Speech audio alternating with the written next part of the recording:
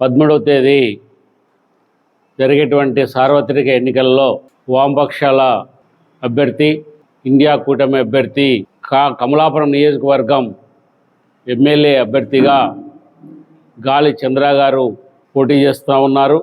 India కూటమిలో భాగంగా కడప పార్లమెంటుకు వైఎస్ షర్మిలారెడ్డి గారు కాంగ్రెస్ పార్టీ నుండి పోటీ చేస్తూ ఉన్నారు. ఎమ్మెల్యే అభ్యర్థి కంకి కొడవలి గుర్తుపైన ఓటు వేసి, షర్మిలారెడ్డి గారి హస్తం గుర్తుపైన ఓటు వేసి వీరిరువురిని గెలిపించాలని కమలాపురం నియోజకవర్గంలోని కార్మిక వర్గాన్ని ఏఐటీయూసీ సిఐటియు పక్షాన విజ్ఞప్తి చేస్తూ ఉన్నాం. ఈరోజు కార్మిక పక్షాన నిలబడేటువంటి వారు గెలవడం అనేది అవసరము.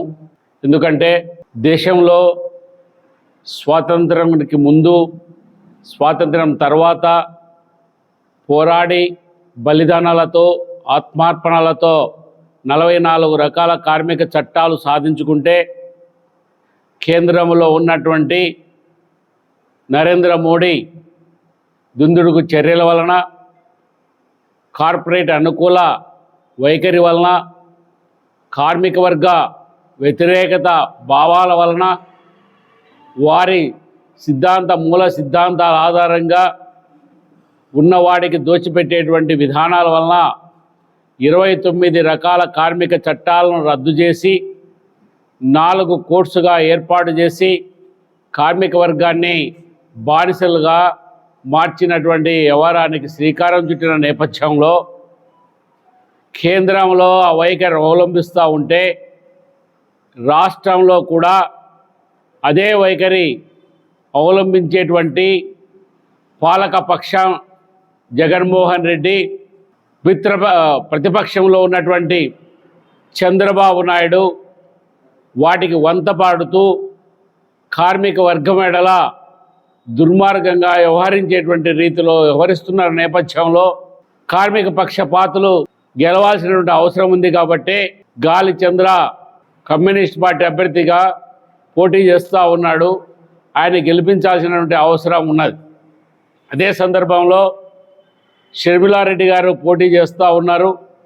షర్మిలారెడ్డి గారి కాంగ్రెస్ హస్తం గుర్తుపైన కూడా ఓటు వేసి గెలిపించాల్సినటువంటి బాధ్యత ఈరోజు కార్మిక వర్గం పైన ఉన్నది.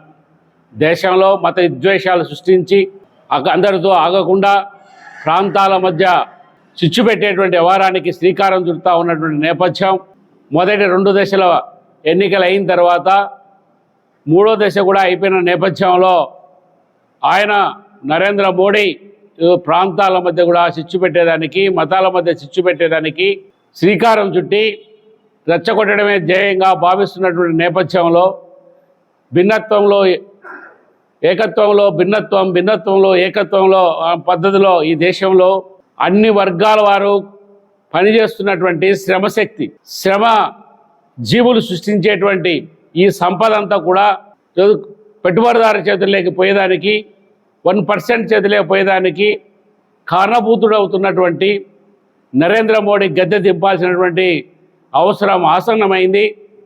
లేకపోతే కార్మిక వర్గానికి మనుగడ లేకుండా పోయేటువంటి పరిస్థితి ఉన్నది. దేశంలో ఉన్నటువంటి అతిపెద్ద పరిశ్రమలన్నీ కూడా, భారీ పరిశ్రమలన్నీ కూడా స్వాతంత్రం వచ్చిన తర్వాత స్వయం సమృద్ధి సాధించాలని భారతదేశం అనేక పెద్ద పరిశ్రమలన్నీ కూడా ఏర్పాటు చేయడం జరిగింది. వాటన్నిటిని కూడా అప్పనంగా ప్రైవేటు వ్యక్తులకు అప్పజెప్తా ఉన్నారు. తద్వారా కార్మిక శక్తి తగ్గించేటువంటి టెక్నాలజీ పేరుతో నిరుద్యోగులుగా మార్చేటువంటి వ్యవహారానికి శ్రీకారం చుడుతా ఉన్నారు పెట్టుబడిదారు. అదే సందర్భంలో సామాజిక న్యాయం అంతరించిపోయేటువంటి ప్రమాదం ఉన్నది. రూల్ ఆఫ్ రిజర్వేషన్ లేకుండా పోతూ ఉన్నది. సామాజిక న్యాయాన్ని తొంగలో దొక్కేదానికి ప్రభుత్వ రంగ సంస్థలను కూడా ప్రైవేటు వ్యక్తులకు అప్పజెప్పడం ద్వారా నిరుద్యోగం పెంచేదానికి శ్రీకారం చుడుతూ ఉన్నాడు. దేశ ప్రధానంలో ఇప్పటి వరకు అందరూ కూడా కనీసం 2, 3 ప్రభుత్వ రంగ సంస్థలను ఏర్పాటు చేసిన వారే. చివరికి వాజ్పేయి బీజేపీ నాయకత్వంలో వాజ్పేయి వచ్చిన తర్వాత కూడా ఆయన కూడా 3 పరిశ్రమలను స్థాపించి 4 పరిశ్రమలకు అమ్మినాడు. డిజిన్వెస్ట్మెంట్ శాఖను అరుణ్ శౌరి అప్పచెప్పి నడిపినటువంటి బీజేపీ ప్రభుత్వం శ్రీకారం చుట్టి ఈరోజు 2014 తర్వాత కొన్ని వేల పరిశ్రమలన్నిటిని కూడా అమ్ముతూ ఉన్నాడు. తద్వారా కార్మిక వర్గం ఈరోజు నిరుద్యోగులుగా మారేటువంటి పరిస్థితి. భారతదేశంలో నిరుద్యోగులుగా మారడమే కాకుండా పర్ క్యాపిటా ఇన్కమ్, తలసరి ఆదాయం, కొనుగోలు శక్తి తగ్గిపోయేటువంటి పరిస్థితి. ఈ పద్ధతిలో కార్మిక వర్గానికి ముప్పేట దాడి చేస్తున్నటువంటి నరేంద్ర మోడీ అధికారంలో ఉండడం ద్వారా భారతదేశ కార్మిక వర్గం అంతా కూడా ఈరోజు కుదేలైపోయినటువంటి పరిస్థితి కొనసాగుతూ ఉన్నది. అన్ని పరిశ్రమలను, నౌకాశ్రయాలను, విమానాశ్రయాలను, రైళ్లను, బాల్కో, నాల్కో, బిహెచ్ఈఎల్, ఐడిబిఎల్, అనేక DRDO, ISRO, guile, SAIL, coal authority of India, HAL, Hindustan aviation limited, ఇవన్నీ కూడా ప్రపంచంలో సముద్ర సాధించడానికి ఏర్పాటు చేసినటువంటి వాటన్నిటిని కూడా అప్పచెప్తా ఉన్నాడు. అదే సందర్భంలో ఈ రాష్ట్రంలో జగన్మోహన్ రెడ్డి 5 సంవత్సరాల అధికారంలోకి వచ్చిన తర్వాత ఇప్పటి వరకు కూడా ఈ రాష్ట్రంలో కనీస వేతన బోర్డు లేదు. కొన్ని లక్షల మంది 72 షెడ్యూల్లో పనిచేసిన వాళ్ళందరూ కూడా కనీస వేతనం లేక 5 సంవత్సరాలుగా నిరీక్షణ చేస్తూ ఉన్నారు. ఈరోజు ఈ రాష్ట్రంలో ఉన్నటువంటి అంగన్వాడీలు కానీ, ఆశా కార్యకర్తలు కానీ, మధ్యాహ్న భోజన కార్మికులు కానీ, భవన నిర్మాణ కార్మికులు కానీ, 73 షెడ్యూల్లో పనిచేసేటువంటి కార్మికులందరూ కూడా ఈరోజు కనీస వేతనాలు లేకుండా డైలీ వేజెస్ కూడా ఫిక్స్ చేయకపోవడం వల్ల ఈరోజు అనేక లక్షల రూపాయలు నష్టపోయినటువంటి పరిస్థితి. భవన నిర్మాణ కార్మికులను కుదేలు చేసినటువంటి పరిస్థితి. భవన నిర్మాణ కార్మికుల సంక్షేమ బోర్డుకు ఈ రాష్ట్ర బడ్జెట్ నుండి సిల్లిగవ కూడా ఇచ్చేది లేదు.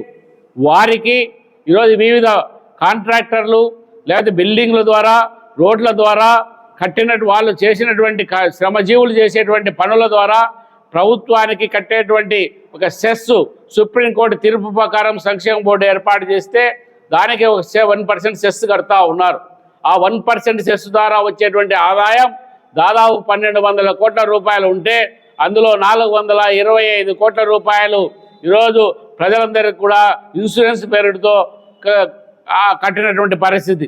మరోవైపు 500 కోట్ల రూపాయలను పవర్ కార్పొరేషన్లో పెట్టుబడులు పెట్టి ఆ పెట్టుబడులను గ్యారంటీగా చూపించి 2000 కోట్ల అప్పు తీసుకున్న గనుడు జగన్మోహన్ రెడ్డి ఈరోజు భవన నిర్మాణ కార్మికుల సంక్షేమ బోర్డు కుదేలు చేసి 2020 ఫిబ్రవరి నుండి ఇప్పటి వరకు ఒక క్లెయిమ్ను కూడా పరిష్కరించకుండా, చేయిపోతే డబ్బు లేదు, కాలుపోతే డబ్బు లేదు, చనిపోతే డబ్బు లేదు, పెళ్లి చేసుకుంటే డబ్బు లేదు, డెలివరీ చేస్తే డబ్బు లేదు, ట్రైనింగ్లు లేవు, స్కాలర్షిప్లు లేవు. ఇవన్నీ కూడా ప్రభుత్వ ఖజానా నుండి వచ్చే డబ్బులు కాదు. భవన నిర్మాణ కార్మికులు తమ స్వేదం నుండి సృష్టించిన డబ్బులను ఈరోజు ప్రభుత్వం వాడుకోవడం అనేటువంటిది దుర్మార్గమైనటువంటిది. ఈ పద్ధతిలో దానికి అదనకంటే అత్యంత గనుడు మల్లన్న అన్నట్లు చంద్రబాబు నాయుడు ఆయన కూడా ఆయన కాలంలో అంతా కూడా కార్మిక వ్యతిరేక విధానాలే, కార్మికులు సమ్మెలు చేస్తే అణిసివేసేటువంటి విధానాలు, అరెస్టులు చేసే విధానాలు అది జగన్మోహన్ రెడ్డి కూడా కొనసాగిస్తూ ఉన్నాడు. కాబట్టి ఈ దేశంలో మత విద్వేషాలు సృష్టిస్తున్నటువంటి నరేంద్ర మోడీలో జతగట్టినటువంటి ఎన్డీఏలో భాగమైనటువంటి ఈ చంద్రబాబు నాయుడును, అదేవిధంగా ఈ రాష్ట్రంలో కార్మిక వర్గానికి నష్టం చేస్తున్నటువంటి జగన్మోహన్ రెడ్డిని ఓడించాల్సినటువంటి అవసరం ఉంది. కార్మిక వర్గం తమ హక్కులు కాపాడుకోవాల్సినటువంటి అవసరం ఉంది. అందుకోసమే కమ్యూనిస్ట్ పార్టీ అభ్యర్థిగా పోటీ చేస్తున్నటువంటి గాలి చంద్రాను కంకి కొడవలు గుర్తుపై ఓటు వేసి గెలిపించాలని, అదేవిధంగా ఇండియా కూటమిలో భాగంగా ఉన్నటువంటి వైఎస్ శర్మిలారెడ్డి గారిని హస్తం గుర్తుపైన ఓటు వేసి గెలిపించాలని చెప్పేసి ఈ నియోజకవర్గ కార్మిక వర్గానికి అంతా కూడా విజ్ఞప్తి చేస్తూ ఉన్నాం. ప్రజానీకానికి కూడా విజ్ఞప్తి చేస్తున్నాం. ప్రజాస్వామిక వాదులందరికీ కూడా విజ్ఞప్తి చేస్తూ ఉన్నాం. ఏఐటీసీ, సిఐటియు పక్షాన. మిత్రులారా, ఇండియా బ్లాక్లోని అభ్యర్థులను గెలిపించాలని ఈరోజు సిఐటియు, ఏఐటీసీ ఆధ్వర్యంలో విలేకరుల సమావేశం ఏర్పాటు చేయడం జరుగుతుంది. ఇండియా బ్లాక్ కూటమిలో నుండి ఇక్కడ పోటీ చేస్తున్న గాలి చంద్ర గారు, అట్లాగే శ్రీమతి వైఎస్ షర్మిలారెడ్డి సంబంధించి వాళ్ళిద్దరిని కూడా గెలిపించాలనేది. గత శాసన సభలో వామపక్షాల అభ్యర్థులు లేకపోవడం వల్ల కార్మిక వర్గానికి ఎంత నష్టం జరిగిందనే విషయాన్ని మనందరికీ కూడా తెలుసు. ఉన్న పీడీఎఫ్ ఎమ్మెల్సీలు, లెఫ్ట్ ఫోకస్ ఎమ్మెల్సీలుగా ఉన్న వారితో మాత్రమే శాసన మండలిలోనే మన వాణి వినిపించుకొని కార్మిక వర్గ హక్కుల కోసం పోరాడుతూ ఉన్నారు. శాసన సభలో కూడా ఏ చట్టాలను వ్యతిరేకించాలంటే ఖచ్చితంగా ఇండియా కూటమి అభ్యర్థులు గెలవాలా, గెలిచి కార్మిక వర్గానికి ప్రయోజనాల కోసం వారు ఉంటారు కాబట్టి వారికి సిఐటియు ఏఐటిసిగా కార్మిక వర్గం కూడా మద్దతు ఇవ్వాలని ఈ నియోజకవర్గ ప్రజలకి అందరికీ కూడా మేము విజ్ఞప్తి చేస్తున్నాం, కార్మిక వర్గానికి కూడా. రెండోది, ఈరోజు దేశవ్యాప్తంగా కార్మిక వర్గానికి సంబంధించి అనేక తీవ్రమైన నల్ల చట్టాలన్నీ కూడా తీసుకొస్తున్నారు. దానికి వ్యతిరేకంగా జరుగుతున్న సమావేశాలలో కానీ పార్లమెంట్ సమావేశాల్లో ఇండియా కూటమిలో ఉండే అభ్యర్థులు మాత్రమే వ్యతిరేకించడం జరిగింది. సమరశీలంగా రైతాంగం పోరాటం చేసుకుని నల్ల చట్టాలు ఏ విధంగా చేసుకున్నారో అట్లాగే ఇక్కడ సమరశీలమైన పోరాటాలు నిర్వహించి బయట మేము పోరాటాలు చేసినా కూడా లోపల శాసన సభలో వాణి వినిపించాలంటే గాలి చంద్ర గారిని ఖచ్చితంగా గెలిపించాల్సిన అవసరం ఈ కమలాపురం నియోజకవర్గంలో ఉండే ప్రజానికానితో పాటు కార్మిక వర్గానికి, అసంఘటిత కార్మికులందరికీ కూడా ఉందని, వారి యొక్క బ్యాలెట్ నమూనాలో 4వ నెంబర్ అయిన కంకి కొడవలి గుర్తుగా ఓటు వేయాలని కార్మిక వర్గానికి అందరికి కూడా, ఉద్యోగులకు, ఉపాధ్యాయులకు, అట్లాగే ఉద్యోగులు ఉపాధ్యాయులు ఈ మధ్యకాలంలో ఆందోళన చేస్తే ఏ ప్రభుత్వం కూడా నిర్బంధించిన విధంగా ఈ రాష్ట్ర ప్రభుత్వం కూడా నిర్బంధించింది. ఏదైనా చెలో పిలుపు కార్యక్రమం వస్తే ఇంటి దగ్గర పోలీసులతో బందోబస్తు పెట్టి ఆ ఉద్యమాన్ని అణచివేయడం కోసం అనేక హిట్లర్ నియంత్రణగా ఇక్కడ రాష్ట్ర ముఖ్యమంత్రి కూడా పనిచేశారు. ప్రజానికము, ఉద్యోగులందరూ కూడా ప్రభుత్వం యొక్క ఏదైతే కార్మిక వర్గ హక్కుల కోసమో, వారి హక్కుల కోసం, న్యాయమైన హక్కుల కోసం పోరాడుతుంటో అటువంటి వారికి మద్దతు ఇవ్వాల్సిన పోనిచ్చి ఈరోజు యంత్రాంగం కూడా వారికి అనుకూలంగా ఉంది. పెట్టుబడిదారులకు, యాజమాన్యానికి ఇవన్నీ కూడా వ్యతిరేకించి మన వాణి వినిపించాలంటే గాలి చంద్ర గారిని ఇక్కడ గెలిపించాలని మరొకసారి మీ అందరి తరఫున కోరుకుంటూ సెలవు. కమలాపురం నియోజకవర్గంలో ఇండియా కూటమి బలపరుస్తున్నటువంటి కాంగ్రెస్ పార్టీ ఎంపీ అభ్యర్థి శ్రీమతి వైఎస్ షర్మిలారెడ్డి, కమలాపురం శాసనసభ సిపిఐ అభ్యర్థి కామ్రేడ్ గాలి చంద్ర గార్ల గెలుపును కాంక్షిస్తూ ఈ మీడియా సమావేశాన్ని ఏర్పాటు చేయడం జరిగింది. ఈ రాష్ట్రంలో వైసీపీకి, టీడీపీకి, జనసేనకు ఎందుకు ఓట్లు వేయాలి అని చెప్పేసి కార్మిక వర్గంగా ప్రశ్నిస్తూ ఉన్నాం. ఏ ఒక్క సమస్య అయినా ఈ 5 సంవత్సరాల కాలంలో వైసీపీ ప్రభుత్వం ఏ కార్మిక వర్గం గురించి అయినా ఒక్క క్షణం పాటు ఆలోచన చేసినటువంటి దాఖలాలు ఈ 5 సంవత్సరాల కాలంలో లేవు. అట్లా అని చెప్పేసి ప్రతిపక్షంలో ఉన్నటువంటి తెలుగుదేశం పార్టీ కార్మిక వర్గానికి సంబంధించినటువంటి సమస్యలపైన ఏ రోజు కూడా అసెంబ్లీలో కూడా చర్చించినటువంటి దాఖలాలు ఎక్కడా కనిపించలే. దాదాపుగా ఉద్యోగ ఉపాధ్యాయులందరూ ఈ రాష్ట్రంలో ఎన్నడూ జరగనటువంటి ఓ పెద్ద ఉద్యమాన్ని సిపిఎస్ గురించి జరిగితే దాన్ని అణిచివేసేదానికి దొంగలకు కాపలా పెట్టినట్టు స్కూళ్ళల్లో కాపలా పెట్టినటువంటి చరిత్ర కలిగిందేది వైఎస్ఆర్ ప్రభుత్వం. పోలీసులను కాపలా పెట్టి ఉద్యమాన్ని అణిచివేసేటువంటి విధంగా వ్యవహరించింది వైఎస్ఆర్ పార్టీకి సంబంధించినటువంటి ప్రభుత్వం. దాన్ని వ్యతిరేకించాల్సినటువంటి మోతాదులో వ్యతిరేకించకుండా ఇవాళ తెలుగుదేశం పార్టీ కూడా ఊకదంపుడు ఉపన్యాసాలు ఇస్తూ ఉంది తప్ప, మేనిఫెస్టోలు పెట్టినారు తప్ప ఎక్కడ కూడా కార్మిక వర్గానికి సంబంధించినటువంటి పరిష్కారానికి, వాళ్ళ యొక్క ఉద్యోగ ఉపాధ్యాయులకు సంబంధించి కానీ, అలాగే అసంఘటిత రంగంలో పనిచేసేటువంటి కార్మికులకు కానీ ఉద్యోగాలకు భద్రత కల్పిస్తామని, కనీస వేతన చట్టాన్ని అమలు చేస్తామని చెప్పేసి చెప్పినటువంటి లేవు. అట్లా అని చెప్పేసి బీజేపీ అంటే ఆంధ్రప్రదేశ్లో బాబు, జగన్, పవన్ అనేటువంటిది బీజేపీ ఏపీకి సంబంధించినటువంటి. ఈ 3 గుర్రాల స్వారీ చేస్తున్నటువంటి నరేంద్ర మోడీ కార్మిక వర్గం బ్రిటిష్ కాలంలో సాధించుకున్నటువంటి హక్కులను 44 చట్టాలుగా ఉన్నటువంటి వాటిని 4 కోర్సుగా మార్చాల్సినటువంటి అవసరం ఏముంది అని చెప్పేసి అడుగుతా ఉన్నాం. ఈ దేశంలో కార్మికులు సృష్టించేటువంటి సంపద బడా పెట్టుబడిదారులకు దారాదత్తం చేసేటువంటి క్రమంలో బీజేపీ ప్రభుత్వం కేంద్రంలో వ్యవహరిస్తూ ఉంది. ఈ రాష్ట్రంలో ఉన్నటువంటి పరిశ్రమలన్నింటినీ తెగనమ్ముతూ ఉంటే తెలుగుదేశం ప్రభుత్వం తెలుగుదేశం కానీ వైసీపీ ప్రభుత్వం కానీ ప్రశ్నించినటువంటిది లేదు. ఇవాళ దేశంలో నరేంద్ర మోడీ రైల్వేలను అమ్మేస్తూ ఉంది, విమానయానాన్ని అమ్మేస్తూ ఉంది, అట్లాగే ఎల్ఐసీలను అమ్మేస్తూ ఉంది, అన్ని పరిశ్రమలన్నింటినీ ప్రభుత్వ రంగ సంస్థలన్నింటినీ అమ్మేస్తూ ఉంటే జగన్మోహన్ రెడ్డి నిమ్మకు నీరెత్తినట్టు, చంద్రబాబు నాయుడు నిమ్మకు నీరెత్తినట్టు పార్లమెంటులో మాత్రం వాటికి అనుకూలంగా ఓటేసినటువంటి పరిస్థితి. ఇవాళ ఎన్ని తెగనమ్మిన తర్వాత అక్కడ పనిచేసేటువంటి ఉద్యోగులు కార్మికులందరూ నిరుద్యోగులై వీధుల్లో పడేటువంటి పరిస్థితిని ఇవాళ దేశంలో కొనసాగుతూ ఉంది.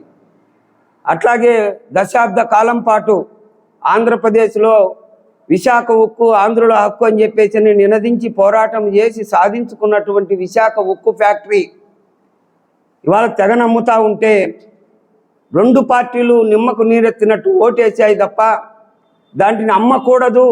అక్కడ పనిచేసేటువంటి వేలాది మంది ఉద్యోగులు, వేలాది మంది కార్మికులు, 1,00,000 కుటుంబాలు ఆధారపడి బతుకుతూ ఉంటే వారందరినీ ఇవాళ వీధుల్లో పడేసేటువంటి పరిస్థితి నెలకొంటూ ఉంటే దాన్ని కూడా దాదాపు 1000 రోజుల పాటు జరిగినటువంటి పోరాటానికి కూడా ఇంతవరకు సంఘీభావం తెలియజేయనటువంటి దీనస్థితిలో ఉన్నటువంటి జగన్మోహన్ రెడ్డి ఇవాళ కార్మిక వర్గం ఓట్లు అడిగేదానికి హక్కు ఉందా అని చెప్పేసి ఏఐటియుసి సిఐటియుగా ప్రశ్నిస్తూ ఉన్నాం.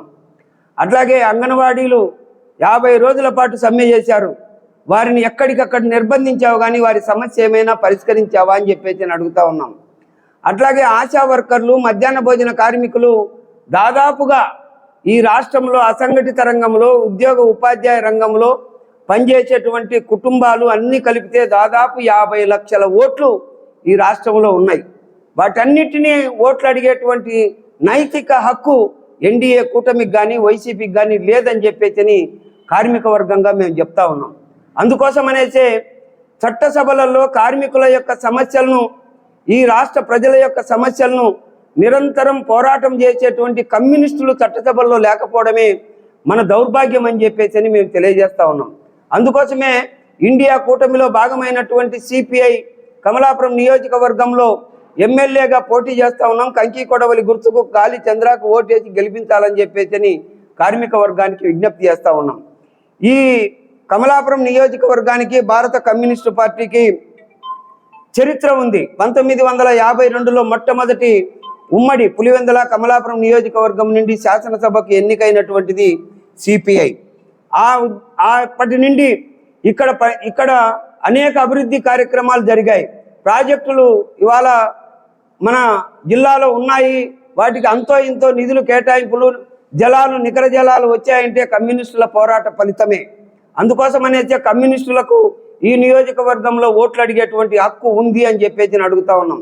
అట్లాగే నిరంతరం ప్రజా సమస్యల కోసం పోరాటం చేసేటువంటి కాంగ్రెస్ పార్టీ, పేదల పక్షాన ఉండేటువంటి కాంగ్రెస్ పార్టీ చట్టసభల నుండి, ఈ ఆంధ్రప్రదేశ్ నుండి కడప పార్లమెంట్ నియోజకవర్గం నుండి పోటీ చేసేటువంటి షర్మిలారెడ్డి గారిని కూడా గెలిపించాల్సినటువంటి అవసరం ఉందని చెప్పేసి తెలియజేస్తా ఉన్నాం. ఇక్కడ కమలాపురం నియోజకవర్గంలో జరుగుతున్నటువంటి భూ మాఫియా, ఎక్కడ చూసినా ఇసుక మాఫియా, ఇవే ఆధారంగా బతికేటువంటి పార్టీలు వాటిని ఓడించాల్సినటువంటి అవసరం ఉందని చెప్పేసి ప్రజానీకానికి, కార్మిక వర్గానికి తెలియజేస్తా ఉన్నాం.